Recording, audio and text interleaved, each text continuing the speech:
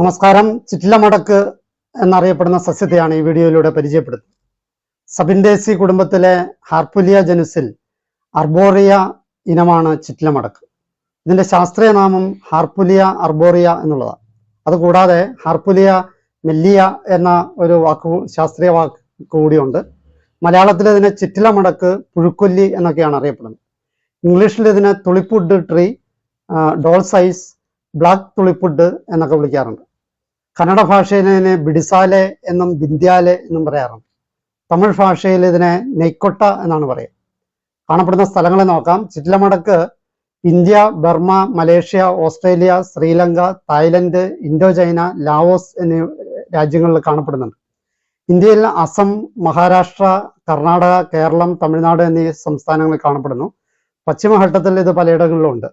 നനവുള്ള മഴക്കാടുകളിൽ 1400 metre വരെ ഉയരമുള്ള ഇടങ്ങളിലാണ് ഇത് ഉണ്ടാകുക. രൂപവരണം നോക്കാം. പൊതുവെ ഒരു ഇടത്തരം വൃക്ഷമാണ് ആയിട്ടാണ് കണക്കാക്കുന്നത്.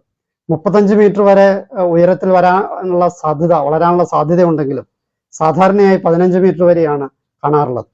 നിത്യഹരിത വൃക്ഷമാണ്. പുറന്തൊലി മിനുസമുള്ളതാണ്. ചില്ലകൾ രോമമില്ലാത്തതാണ്. ഇലകളുടെ കക്ഷങ്ങളിലാണ് പൂക്കൾ ഉണ്ടാകുക. ഏകലിംഗികളായ പുഷ്പങ്ങൾ വ്യത്യസ്ത മരങ്ങളിലാണ് ഉണ്ടാകുക. പച്ച കലർന്ന മഞ്ഞ നിറമാണ് പൂക്കൾക്ക്. പഴം ഒരു ക്യാപ്സ്യൂളാണ്. പൂക്കളും ഫലങ്ങളും എപ്പോഴും ഉണ്ടാകും. ഫലത്തിന്റെ അടിഭാഗത്ത് 2 വിത്തുകൾ ഓറഞ്ച് നിറത്തിലുള്ള ആവരണം കൊണ്ട് പൊതിഞ്ഞിരിക്കുന്നു. തടിയുടെ കാതലിന് മഞ്ഞയും തവിട്ടും ചേർന്ന നിറമാണ്. മരം കഠിനമല്ലെങ്കിലും അല്പം ഉറപ്പുള്ളതും ഭാരമുള്ളതുമാണ്. എന്നാൽ ഉണങ്ങുമ്പോൾ അല്പം ചുരുങ്ങുന്നതുമാണ്. വിത്ത് മുളയ്ക്കണമെങ്കിൽ 24 മണിക്കൂർ ചെറു ചൂടുള്ള വെള്ളത്തിൽ മുക്കി വെക്കേണ്ടി വരും. പൊതുപയോഗങ്ങളെ നോക്കാം. പൊടിച്ച പുറന്തൊലിയും കായും സോപ്പിന് പരമായി ഉപയോഗിക്കാറുണ്ട്. ഇവ മീൻ പിടിക്കാനുള്ള വിഷമായിട്ടും അട്ടയെ അകറ്റാനും ഒക്കെ ഉപയോഗിക്കാറുണ്ട്. ക്യാബിനറ്റ് തിരിക്കാനും പാക്കിംഗ് പെട്ടികൾ ഉണ്ടാക്കാനും പ്ലൈവുഡ് നിർമ്മാണത്തിനും ഫർണിച്ചറുകൾക്കും വീട് നിർമ്മാണത്തിനും ഒക്കെ തടി ഉപയോഗിക്കാറുണ്ട്. പഴങ്ങൾ ഭംഗിയുള്ളവായതിനാൽ അലങ്കാര വൃക്ഷമായും തണൽ വൃക്ഷമായും ഒക്കെ നട്ടുപിടിപ്പിക്കാറുണ്ട്. രാസഘടകങ്ങളെ നോക്കാം. ആൽക്കലോയിഡുകൾ, ഫ്ലവനോയിഡുകൾ, ഗ്ലൈക്കോസൈഡുകൾ, ഫിനോൾസ്, ടാനിൻസ്, സ്റ്റിറോയിഡുകൾ, ട്രൈടെർപിനോയിഡുകൾ, റെസിനുകൾ എന്നിവ ഈ സസ്യത്തിൽ കണ്ടെത്തിയിട്ടുണ്ട്. ഔഷധ മൂല്യത്തെ നോക്കാം.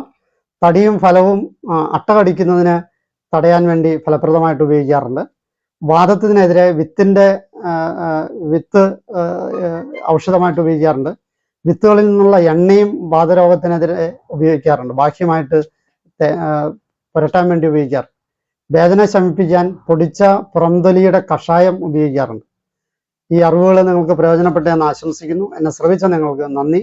നമസ്കാരം.